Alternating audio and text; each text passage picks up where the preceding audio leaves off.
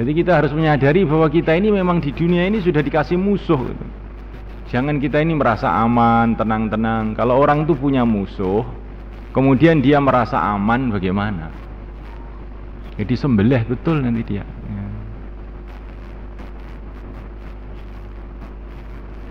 Dia akan hancur, wong. Ini perang, dia merasa aman. Ya disembelih betul akhirnya. Jadi senantiasa kita hidup ini dalam keadaan awas, keadaan waspada bahwa kita ini ada musuh. Dan musuh tadi yang bercerita kepada kita langsung Allah sendiri, di mana musuh tadi sudah bersumpah akan menyesatkan kita dari depan, belakang, kanan, kiri, atas, bawah.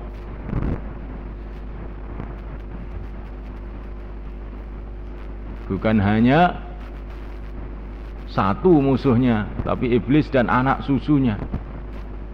Dan musuh ini aktif terus menerus, sebagaimana yang diceritakan dalam satu hadis yang diceritakan Imam Ghazali dalam Ihya. Bagaimana iblis punya istana di tengah laut, kemudian dia akan mengirim setan-setannya ke seluruh dunia untuk menggoda manusia, terus menerus, tidak ada henti-hentinya. Dan setan-setan tadi setelah dikirim maka diminta laporan. Kalau tidak bisa menyesatkan orang akan dimarahi, dipukuli sama iblis. Tapi kalau bisa menyesatkan orang dia akan dipuji-puji. Terus begitu.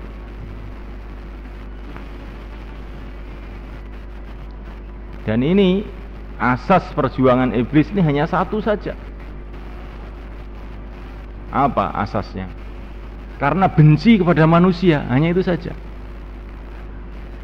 Dia tidak ingin mengambil uangnya orang, dia tidak ingin minta gaji, ya.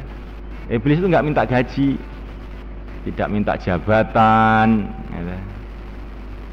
Tidak minta gaji, tidak minta uang, ya. Satu tok, pokoknya dia ini puas, seneng kalau melihat manusia ini tersesat masuk neraka. Cuman itu aja.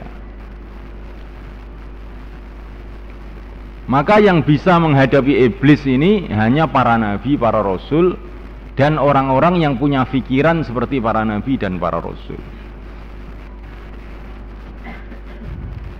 Para nabi, para rasul itu asas perjuangannya apa?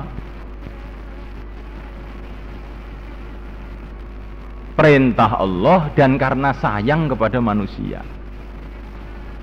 Wa ma arsalnaka illa rahmatan lil alamin. Perintah Allah didasari karena sayang kepada manusia. Para nabi tidak minta jabatan, tidak minta uang, tidak minta apa-apa.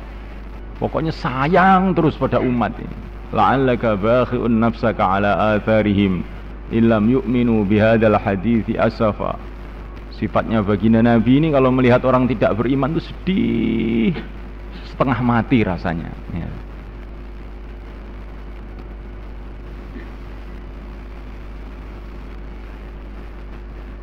Ini yang mampu untuk menghadapi apa itu geraknya iblis itu hanya para nabi dan pengikut-pengikutnya yang asas pemikirannya itu karena perintah Allah dan sayang pada umat.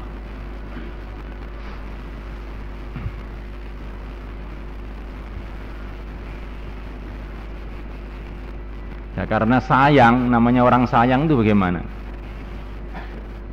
Kamu lihat kehidupan para nabi, karena sayang kepada umat, maka mereka ini perjuangannya itu tidak menunggu orang, mereka datang kepada orang. Qum fa'anzir wa rabbaka fakabbir, karena sayang.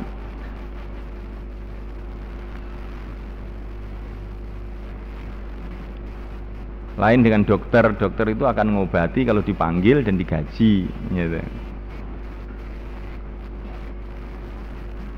Dokter itu biasanya nunggu pasien, nunggu, kalau suruh datang ya kalau dikasih uang ya mau, kalau enggak ya enggak, ya. Ini bukan sayang pada umat, sayang pada uang, ya. Kalau para nabi enggak, yang datang dilayani, yang tidak datang diparani, didatangi. Masya Allah.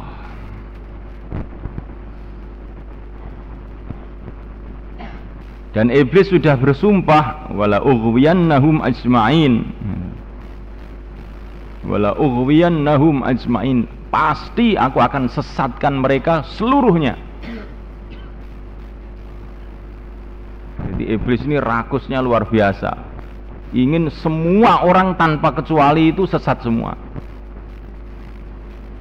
kecuali orang-orang yang memang dia tidak mampu, yaitu illa ibadaka minhumul mukhlasin, orang-orang yang memang hidupnya itu mukhlas, dibersihkan hanya untuk Allah saja. Ini iblis memang sudah ngaku kalah sama orang begini. Begitu juga yang mulia baginda Nabi SAW, sifatnya rakus kepada umat, harisun alaikum. Nabi itu fikirnya bagaimana seluruh umat dapat kebaikan. Harisun alaikum.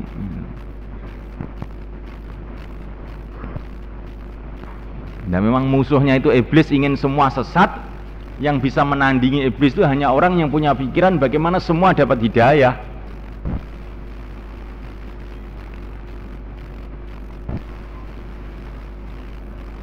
Masya Allah. Jadi kalau nerima apa adanya urusan dunia itu bagus. Tapi kalau urusan perjuangan itu jangan nerima apa adanya. Kita harus haris bagaimana seluruh umat dapat kebaikan, seperti sifatnya Rasul alaihi salatu wassalam.